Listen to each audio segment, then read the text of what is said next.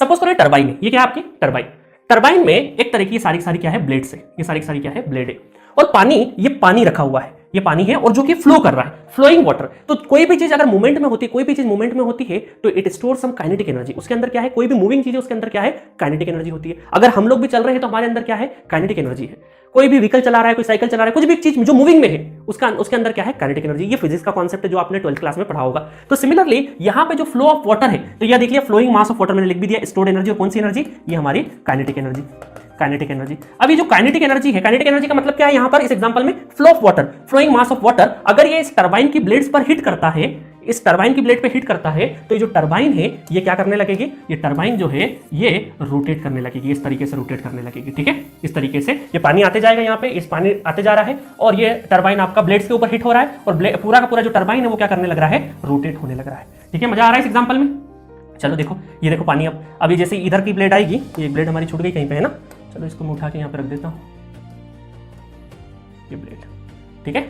तो ये पूरा पानी, ये ब्लेड उधर चले जाएगी, फिर दूसरी आएगी, इसके अंदर पानी जाते जाएगा और ये टरबाइन हमारा क्या होते जाएगा, रोटेट होते जाएगा, ठीक है। तो ये जो काइनेटिक एनर्जी है, ये काइनेटिक एनर्जी किसमें होती है, मूवमेंट में, मतलब कि फ्लोइंग ऑफ वाटर में क्या है, काइनेटिक एनर्जी वो हिट कर रही है। तो ये आपकी जो काइनेटिक एनर्जी, अगर मैं इस इंडक्टर के फॉर्म में बोलूं इसको, तो सपोज करिए इंडक्टर है और इस इंडक्टर के अंदर ये जो करंट है, करंट क्या हो रहा है, फ्लो कर रहा है, तो flowing current, flowing current, flowing current.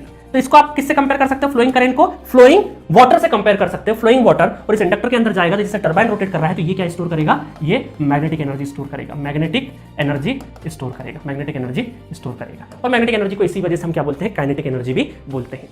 मजा आया। तो ये एग्जांपल था, ऐसे एग्जांपल टरबाइन वाले या ढेरों एग्जांपल में दे सकता हूं, बट उसकी रिक्वायरमेंट नहीं है। कोई भी चलती हुई चीज के अंदर काइनेटिक एनर्जी स्टोर होती है, वो मैंने यहाँ पे बना दिया कि जो स्टोर्ड एनर्जी, वाटर का जो फ्लो हो रहा था जिसके अंदर काइनेटिक एनर्जी थी, वो हिट करेगी ब्लेड पे, तो टरबाइन क्या होगी, मूव करेगी, ठीक है। तो ये एक इंडक्टर का जो मैंने एनालॉजी बताया वो इस तरीके से बता दिया। इंडक्टर के अंदर भी सेम एक करंट का जो फ्लो होगा, फ्लोइंग करंट अगर इंडक्टर से पास करेगा तो इस इंडक्टर के अंदर एक मैग्नेटिक एनर्जी स्टोर होगी और उसका फॉर्म मैग्नेटिक एनर्जी मतलब कि काइनेटिक एनर्जी। क्यों, क्योंकि फ्लोइंग क्या था यहाँ पे, वाटर नहीं करंट था, जैसे यहाँ पे फ्लोइंग वाटर था। तो ये रहा एनालॉजी वाला पार्ट, यहाँ पे आपका फिनिश होता है। इस तरीके से हम लोगों ने रेजिस्टेंस, इंडक्टेंस और कैपेसिटेंस की एनर्जी के बारे में बात करी, और इसी वजह से हम लोग कैपेसिटेंस के अंदर जो एनर्जी होती है उसको पोटेंशियल एनर्जी बोलते हैं, क्योंकि वो आपकी क्या है, हाइट के हिसाब से चीजें होती है। और यहां पर आपका क्या है, इंडक्टर के अंदर जो एनर्जी स्टोर होती है उसको बोलते हैं मैग्नेटिक एनर्जी, क्योंकि वो मूवमेंट है, ठीक है। बाकी एनर्जी के बारे में इलेक्ट्रोमैग्नेटिक फील्ड थ्योरी में अनंत शेखर सर ने बहुत डिटेल में और जानकारी दी होगी। जितनी जानकारी, जितनी इंफॉर्मेशन हमें नेटवर्क थ्योरी के लिए जरूरत थी वो मैंने आपको बता दी है।